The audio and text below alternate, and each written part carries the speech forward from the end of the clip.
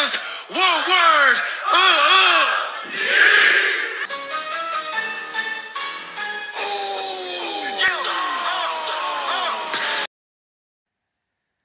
Hello everybody and welcome back to another video here on the one and only Tribal Warrior YouTube channel. And of course, I am the Tribal Warrior, and in today's video, as you see by the thumbnail and as you see by the title, we will be taking a look at my 2025 WWE Worlds Collide and Money in the Bank thoughts and opinions.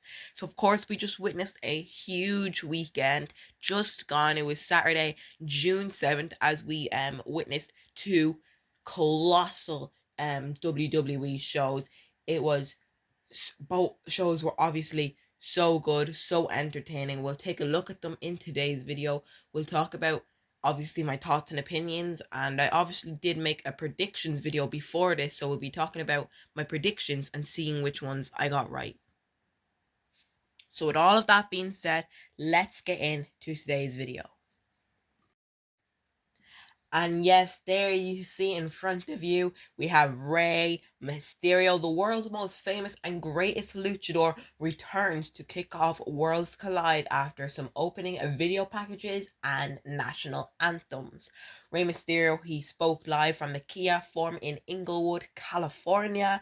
The legendary luchador, who is still recovering from an unfortunate injury, delivered a heartfelt promo celebrating the historic WWE and AAA crossover. Rey called it a new era of lucha libre, praising the union of two worlds in one ring, and talked about how WWE's partnership with AAA brings community and respect to the lucha tradition. Rey also had another one of his iconic masks on him as usual, however he had a new beard as well. Rey's presence electrified the crowd, setting a tone for an unforgettable night of cross-promotional action. So yeah, Rey Mysterio, he's obviously injured. We haven't seen him in a while, and this is his first time back. Of course, I talked about it in my last video. Will we see Rey Mysterio? And we all kind of knew. We basically had to see him. It's not maybe. It's literally yes. It has to be. We have to see him, because with this first ever kind of crossover luchador WWE show, you need the greatest luchador and most famous one on that show. So yeah, Rey Mysterio kicking off Worlds Collide in great fashion. And then we had our first match, a great and entertaining match. It was the opening match at Worlds Collide. It featured a high energy 6-man tag team match, as we saw LWO's Dragon Lee, Cruz del Toro, and a Lince Dorado, who was filling in for a injured Joaquin Wilde. So it was them three, Cruz del Toro, Dragon Lee, and Lince Dorado, to take on AAA superstars Octagon Jr., Aerostar, and huge fan favorite Mr. Iguana. The match was fast-paced. The match was fast-paced lucha libre showcase filled with aerial maneuvers, highlighted by Aerostar's daring dives and Octagon Jr.'s great agility. Mr. Iguana's great tactics, especially involving his puppet, Yesca, which was hilariously used in a Spanish Fly by Lince Dorado. The finish came when Octagon Jr. landed a top rope moonsault fallaway slam on Lince Dorado for the win in just over 14 minutes. So yeah, of course, we had about a 15-minute match. It was a great match, a great way to open the show. It was the first ever WWE and AAA match. So good. You know me, when Penta first came to WWE, when there was rumors of him coming and leaving AEW, I was so excited because I just love this lucha libre action. And of course, I'm a huge fan of Rey Mysterio as well. And my favorite pro wrestling move of all time, my favorite wrestling move, literally anything got to do with wrestling, is the Canadian Destroyer. And that was obviously made famous by luchadors, especially Penta, as he calls it, the Mexican Destroyer. So it was such a great way to bring him into the WWE. And yeah, I honestly just loved the show, and it was such a good way to open the matches. So I also did mention that I'll be talking a bit about my predictions, and I did predict this match for Octagon Jr., Aerostar, and Mr. Iguana to win, which I did get right. So that is my first prediction out of Money in the Bank and Worlds Collide I've got correct. So thank you to my brain. So that wasn't it actually, because if you take a look here, Dominic Mysterio. So after the match, post-match chaos erupted when Dominic Mysterio and Liv Morgan appeared from the crowd and interrupted this celebration, leading to a heated brawl between Dominic Mysterio and Octagon Jr. That set up a blockbuster Intercontinental Championship match later in the night at Money in the Bank. The segment not just reinforced Triple A's talent, but it also elevated the WWE and AAA crossover feud, which which is a must-see title clash, which was on the horizon. So yeah, we had Dominic Mysterio, who was in the crowd. I'm not surprised he was in the crowd because of his father and all. Ray or Eddie, you might argue it. But yeah, so we had Dominic Mysterio challenge Octagon Jr., which we would see later in the night at Money in the Bank. The second match of the night came when former NXT Women's Champion and former NXT North American Champion Stephanie Vaquer teamed up with Lola Vice in a hard-hitting women's tag team match against AAA veterans Chick Tormenta and Dalise, delivering one of the most physical encounters of the night.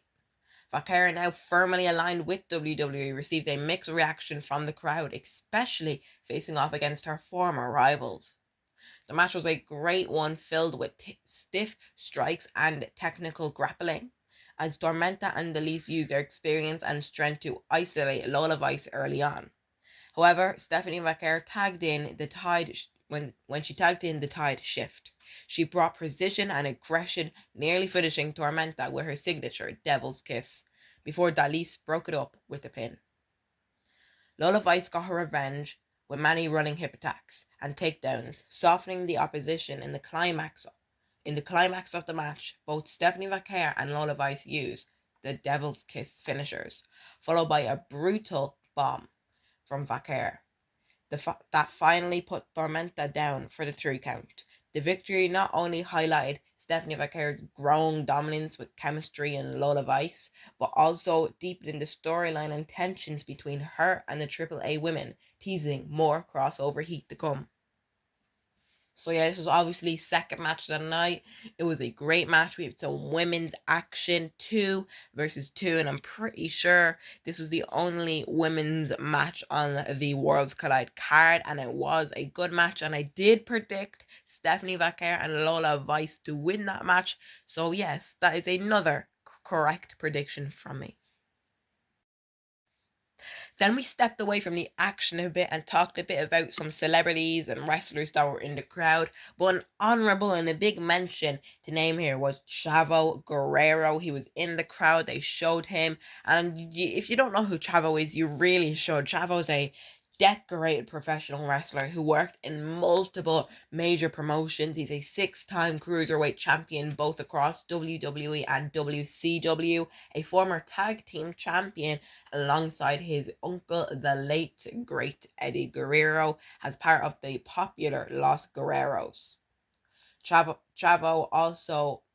was also a one-time ECW champion during WWE's relaunch of the brand. He also held a WCW World Tag Team Championship and won the WWE Cruiserweight Championship Open at WrestleMania 20 in 2004. Beyond WWE and WCW, Chavo captured the Lucha Underground Trios Championship and became TNA World Tag Team Champion as well. Known for his technical skills and consistency, he was named the most underrated wrestler by Wrestling Observer newsletter in 2002.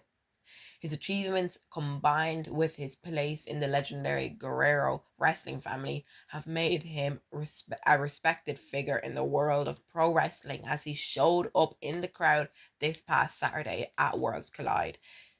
So yeah, that is really Chavo for you. There's so much more to talk about. Some great matches. Of course, most underrated wrestler in 2002 by the One Wrestling Observer newsletter, and greatly deserved. He was such a great wrestler, and he's kind of like a carrying cross now, but a better, respectfully, to carrying cross, because carrying, he's such a great wrestler. Like, he's so good in the ring, just WWE ain't giving him ring time and screen time. But Chavo was kind of like that too, but he was getting more screen time. But yeah, Chavo, great to see him in the crowd. Very happy he was there.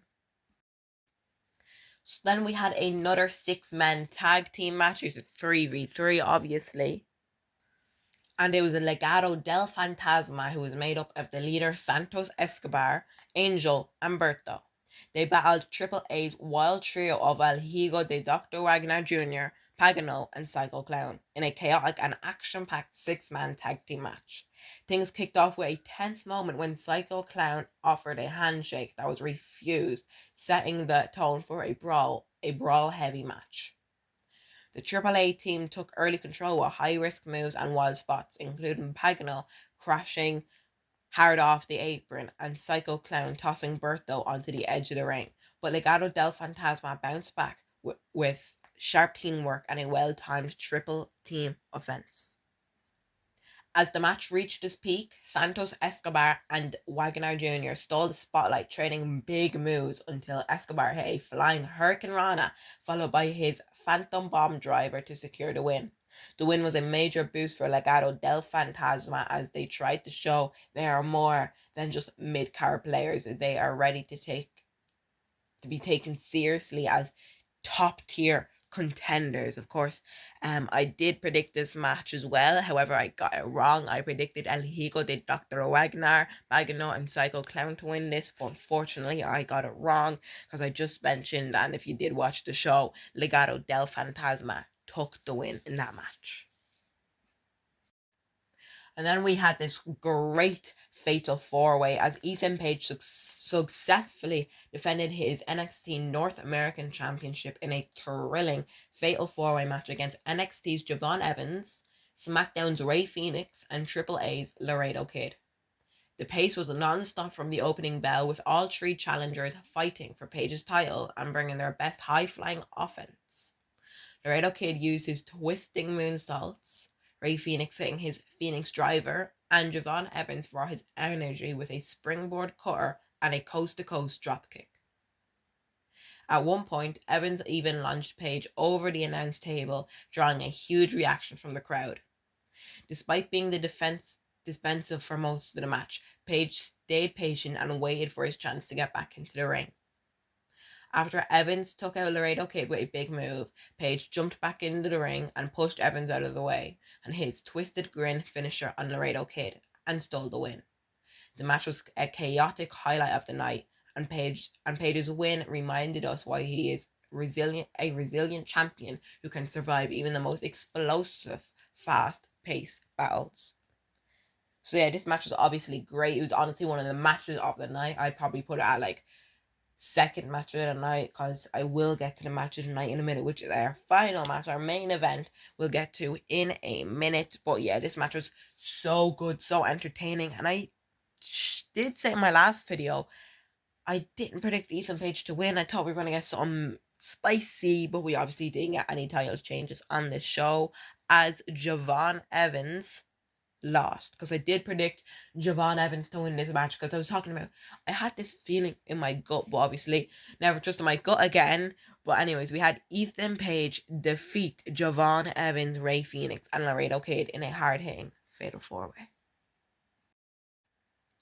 Then we had this match, our main event, which I think was literally match of the night. It was so good. In the main event of Worlds Collide this past 7th of June 2025, El Higo del Vikingo defended the Triple A Mega Championship against Chad Gable in a match that was blended with technical skill. It started as a wrestling clinic, with both men strutting trading holds and submissions and even locking each other in ankle locks. But things escalated when Chad Gable lost his cool and brought Table into the mix, slamming Vikingo through it as the referee let it slide.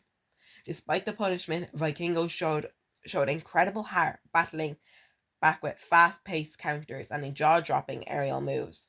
He hit a fantastic and most brutal Mexican destroyer off the apron from the top rope. Like I mentioned earlier, Canadian destroyers, Mexican destroyers, my favorite move, and I was just loved when I seen this. I was going crazy. So this sealed the deal with a awesome top rope 630 splash, a 630 splash to retain his title. The win cemented Vikingo's reputation as one of the most dynamic and fearless champions in wrestling today and closed the show in a high note, blending the Lucha Libre spectacle with WWE style and drama. This match was so good, so entertaining. It was literally, honestly, everything you could ask for.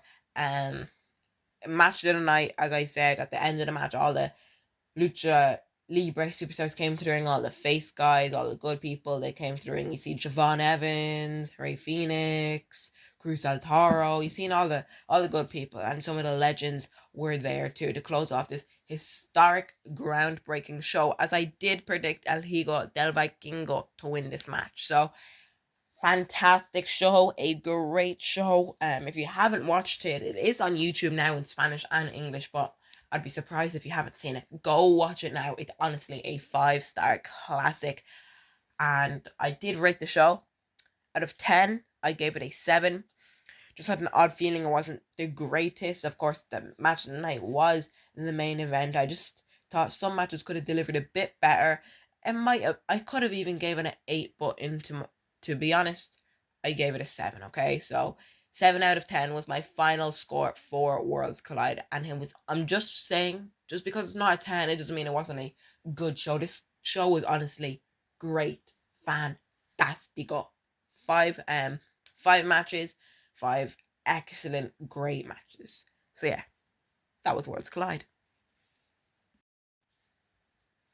So now shifting gears, we're now going to talk about the show after Worlds Collide, which was Money in the Bank. After Worlds Collide, the WWE Universe got another great show as WWE delivered a groundbreaking 5-star match PLE with some major announcements on the show as well, which we'll talk about. And before I start talking about this, it is Tuesday at the time of recording this video, meaning Monday Night Raw already happened a couple of hours ago. However, I did not watch Monday Night Raw yet. I just want to make that clear. I just wanted to say that because, of course, we're going to be talking about Nikki Bella here at Money in the Bank. We'll be talking about R-Truth as well. And they obviously were scheduled to speak at Monday Night Raw. But I already had this big, huge paragraph prepared of what I'm going to say, why I think Nikki's returning and all.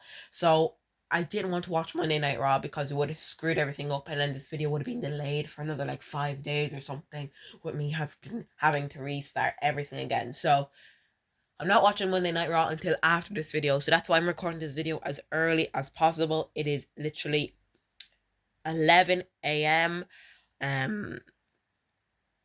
On a Tuesday morning. So yeah, let's talk about Money in the Bank. So yeah, we had such a good opener. It was 2025 Women's Money in the Bank ladder match. It was a show-stealing match as it kicked off the show. The match was filled with danger, drama, and standout performances from every competitor involved.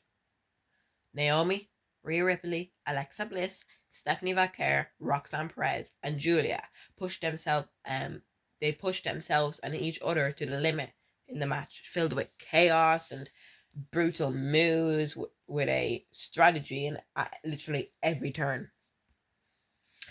From the start, the pace was relentless, with Rhea Ripley dominating early on in the match. Roxanne Perez flew through the air with her signature Hurricane Ranas and springboard moonsaults. Stephanie Vaquer brought her hard-hitting lucha style to the fray as she would compete for the 3rd time in less than 24 hours, even drilling Alexa Bliss with a devil's kiss on the ladder. As Booker T would say, Ah, ah, ah. Julia then stood out with her strikes and non-stop brawling, while Alexa Bliss used her veteran instincts to nearly sneak away with the win several times. As bodies began to pile up and ladders lay broken across the ring, it became clear that Naomi was playing the short game all along. She took the punishment throughout the match, but picked her moments wisely. When the dust was settled and most of the field was down after a brutal ladder match, Naomi slid into the ring at the right time. She nailed Ripley with a super kick, shoved Alexa Bliss out of the way, and climbed to the top of the ladder with nobody stopping her. With the crowd in disbelief, Naomi grabbed the briefcase, officially becoming Miss Money in the Bank 2025. Her win isn't just a victory, it's a statement after years of being overlooked and underestimated. Naomi showed that she's not just back, but she's ready to take over once again. So yeah, great match. I'm really excited and happy that Naomi won. I did predict Naomi to win and I did get it correct. So huge well done to Naomi. Great match. And I'm looking forward to see who's gonna cash in on. What's the story with the briefcase? Is she gonna make the glamour up the briefcase? Is she gonna make it like a yellowy black caution, proceed with caution? Is she gonna cash in on Io or Tiffany, or is the title gonna change by then? Who knows? Just very excited to see how this goes. So then we had this. So we talked about this earlier. It was made official for Money in the Bank as it kind of kicked off at Worlds Collide as Dominic Mysterio put his Intercontinental Championship on the line against Octagon Jr. in a match that was packed with plenty of action and storytelling. Octagon Jr. came out hot, showing off his high-flying skills with a series of clean aerial moonsaults, including a beautiful springboard moonsault and a slick crucifix bomb that nearly ended the match early. But Dominic always opportunized and found a way to slow things down.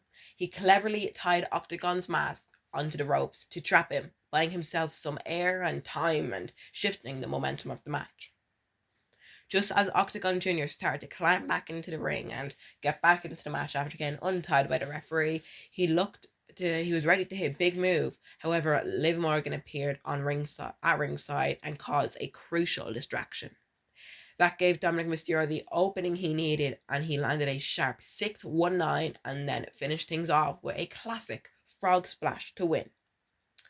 The match didn't last long, but did leave an impression, especially for Octagon Jr., who turned heads with his performance and might have earned himself a more permanent spot in the WWE. Dominic, meanwhile, once again proved that he's worth it, he can do it, and that his mixed timings can leave him one step ahead of challengers with the help of Liv Morgan. So when this match was made official at Worlds Collide, before this match started, obviously, I predicted the match real quick. I wrote it down, and we're not going to talk about it. I predicted this match wrong. Yeah, I thought Octagon Jr. was going to win. I don't know. I thought Liv Morgan was going to cost Dominic or something with the tensions going on. It's probably too early. Let's just not talk about that, okay? We're not going to talk about that prediction. After the men's Intercontinental title match, we had the women's, as Becky Lynch and Lyra Valkyria clashed in a highly personal and emotional battle for the Lyra's Women's Intercontinental Championship. The stakes were massive. If Becky lost, she would be never allowed to challenge for the title again. If she won, Lyra would have to publicly acknowledge her as the better woman. From the opening bell, both women brought intensity. Lyra using her speed and precision, and Becky leaning on her strength and experience. The match went back and forth for several near falls and technical counters, keeping the crowd on edge for the entire time. In the end, Becky didn't win with a flashy finisher or a knockout move. She used her in-ring smarts, catching Lyra Valkyria by surprise with a roll-up and grabbing her tights for a sneaky 3 count. Of course, that would mean Becky Lynch would become your second ever and new Intercontinental Champion. After the bell, a clearly shaken Lyra Valkyria had kept her word, raising Becky's hand at all 4 corners. She even strapped the title around Becky's waist. But the moment didn't last long as Lyra snapped, hitting Becky with a German suplex. The post-match attack left things on a bitter note, suggesting this rivalry might not be over. Becky's win made her the second ever Women's Intercontinental Champion and added yet another major milestone to her already legendary career. And yes, I did predict this match right. I was talking about, I think this run with Lyra isn't going the best, so I think we're just gonna have to put it on Becky, which I did get correct. So yeah, that's another prediction correct for me. And now on to the men's Money in the Bank ladder match. The men's Money in the Bank ladder match started off wild and unpredictable, with big names like Seth Rollins, LA Knight, Penta, Andrade, El Grande Americano, and Solo Sikoa, all throwing themselves into chaos. Ladders were flying as the crowd was locked in. Seth tried to tilt things in his favour, bringing in Braun Breaker and Bronson Reed to help clear the field, which briefly gave him the upper hand. But things shifted when Jacob Fatu and JC Mateo, representing the Bloodline, hit the scene to back up Solo Sikoa. With Rollins' backup taken out, Solo looked to be in the perfect position to climb the ladder and win it all. Until the unthinkable and yet predictable happened. Just as he started to grab the briefcase, Jacob Fatu grabbed his leg, yanked him down, and screamed, "I hate you, Solo," before slamming his cousin through a ladder and with a huge jaw-dropping betrayal. The arena went silent and screamed and erupted at the same time. The moment flipped the entire match upside down as Jacob Fatu was tired of both Solo Sikoa and JC Mateo. After Jacob shockingly turned on Solo Sikoa and left him destroyed on the outside of the ring, the rest of the men's Money in the Bank ladder match turned in complete mayhem. With Solo out of the picture, chaos broke loose and everyone continued to brawl. Penta Andrade went at it with trading brutal shots and high-risk moves. Penta even hit an epic Canadian destroyer on the edge of the ladder. Once again, such a great move. LA Knight, who was a fan favourite as he used the ladders as weapons and tried to hit superstars with a series of BFT attempts, while El Grande Americano flew across the ring with daredevil dives that got the fans off their feet. Meanwhile, Seth Rollins recovered from the earlier on ambush and tried to sneak up the ladder multiple times, only to be cut off again and again. Rollins showed off his veteran self, using broken ladders as leverage and even sacrificing Bronson Reed as a human shield at one point. But at the final stretch of the match, we saw El Grande Americano make a huge statement. After dodging the top rope stomp from Seth Rollins, sending Andrade crashing through a table, ladder, and bridge outside the ring. El Grande Americano, or if you want, you could say Chad Gable. Who knows? He climbed to the top with the crowd roaring behind him. With no one left to stop him, he unhooked the briefcase and won the match, earning the title of Mr. Money in the Bank 2025. Now, sorry, you might have accidentally mistaken me there. I was talking about Americano, but I was talking about Seth Rollins at the same time. I just didn't mention his name, so I'm talking about that. Seth won the match, obviously. So yeah, with his win, he capped off a wild match full of betrayal, high drama, and unforgettable moments, especially with Jacob's turn, which might have just changed the entire landscape of the Bloodline. So I got the women's match correct, however I got this one wrong. I think a lot of people agreed with me. I think we all kind of predicted LA Knight, but I did see some people predicting Seth Rollins. So yeah, congratulations to them people who predicted Seth Rollins. But unfortunately, I did not pick that. I predicted LA Knight, and I'm not that mad that Seth won it, but at the same time, I wouldn't be that mad either if LA Knight won it. So we'll see what he has to say on Monday Night Raw.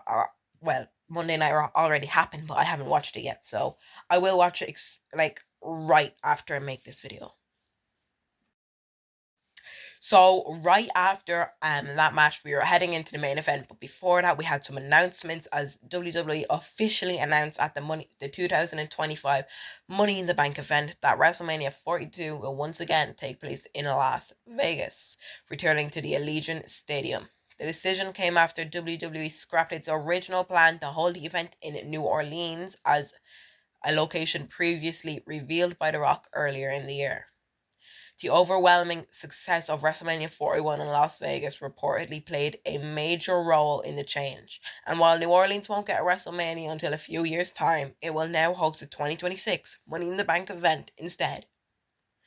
The move solidifies Las Vegas as a major destination for WWE's biggest shows, as the WWE Universe isn't too happy about this. So I think it's actually the same date as this year, the 18th and 19th of what was it, April. So excited for WrestleMania. Of course, it's a big show. I'm just not too, pumped that it's in the same venue as it was last year. Some people are mad, and I don't blame them. And people are more madder than me. People are like really mad, saying, "Oh, London should deserve WrestleMania." Don't get me wrong; it would be great if WrestleMania came to London. It's just that it's not the end of the world. Like, as long as they don't do it 3 years in a row, I'm not that mad, okay? So yeah, WrestleMania 42 back in Las Vegas next year. So yeah, another announcement was made as WWE surprised fans by announcing that Nikki Bella will be making her return on the upcoming episode of Raw, Monday Night Raw, live from Phoenix on June 9th, which was yesterday. Obviously, I haven't watched it yet because I wanted to make this video first, just thinking about what she could be talking about, okay? So this marks Nikki's first appearance on WWE TV since the Women's Royal Rumble early in this year, and the company made it clear that she's coming back with something big to say. With the All Women's Evolution 2 PLE coming this July, fans are already buzzing about Nikki's potentially setting up a major rivalry, possibly with big names like Rhea Ripley, Bianca Belair, or even my prediction, Chelsea Green. Whether it's a final run or a statement moment, Nikki Bella's return adds a big name and a lot of fun to her potential WWE summer plans this year. So excited to see her back. I wonder what she's going to say. Haven't watched the show yet. As you know, you've heard me talk about this all video. I will be watching it after. Hopefully it's something good. It's probably something about Evolution, as apparently she's like a big announcement to make or something. And then we got to the main event, which was a main event for a reason. The main event of the Money in the Bank 2025 delivered as a big time match that showed star power, chaos, and delivered a shocking twist that left fans buzzing with excitement. It was Cody Rhodes and Jey Uso teaming up to take on the duo of John Cena and Logan Paul. The action was hard hitting from the start. Cena tried to isolate Cody early on using a dirty trick in the book, while Jey Uso brought the fight to Logan Paul with passion and strength. One of the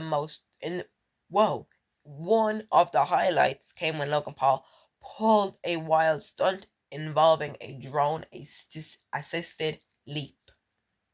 But then the true turning point came when, near the end of the match, when Cena tried to steal the win, grabbing the Undisputed Championship to use as a weapon.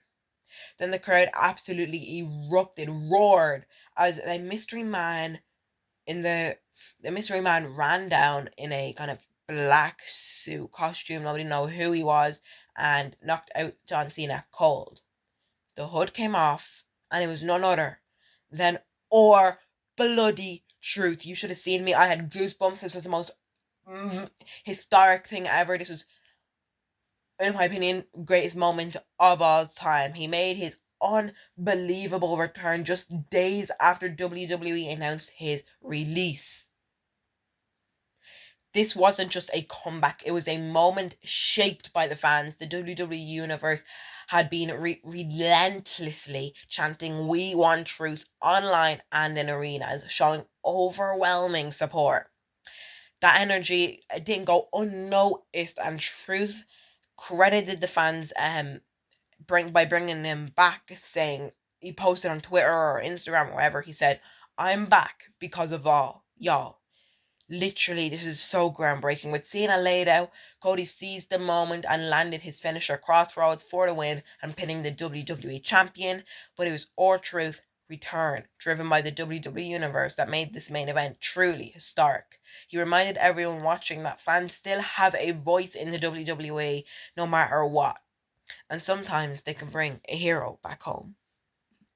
What a match this was. I did predict Cena and Logan Paul to win, but of course I was wrong. Typical me again.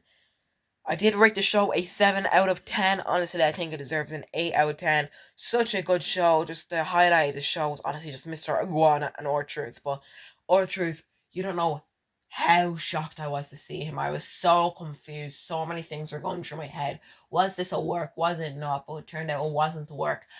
And because of us, we booked something in the WWE. It's because of us that there's a return in the WWE. This is historic. This is groundbreaking. That's all I got for you in today's video, guys. Thanks for watching. I'm going to go and watch Monday Night Raw now. It's been a great video. I will see you in the next one. I hope you guys like the new intro and outro, by the way. You'll see the outro now in a minute. But yeah, I don't know if you like it or not. Comment down below if you do. But let me know your thoughts and opinions on Worlds Collide and Money in the Bank. Two historic and great shows. Let me know your show scores down below. And yeah, time for me to finally watch Monday Night Raw. With that being said, remember to always, always stay tribal. You can look, but you can't touch. You keep dreaming.